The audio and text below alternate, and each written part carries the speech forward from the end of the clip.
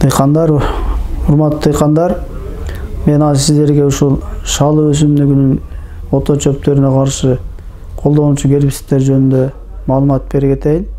Бизде Жалал Абад өрөөнүндө шалыга көбүрөөк колдонулган дарылар ушу Токшот, Люкс, Токшот, андан сырткары мына Рейнбо деген дарыларды көпчүлүк дыйкандар колдонушат. Булар негизинен ошо шалынын ичиндеги күрмөк, кылал, андан сырткары ушул дагы өзүнүн шалыдагы ото чөптөрү бар, ошолорго каршы колдонуучу гербицидтер. Буларды шалы эгилгенден кийин 18-20 күндүктө колдонуу сунушталат. Ошол сууну толук кандуу палдын ичинде толук кандуу чыгарып туруп, чачып, 1 суткадан кийин ошол жерге сууну толтуруу сунушталат. Толук кандуу түрдө 1 жума 10 күн дегенде таасирин тийгизет.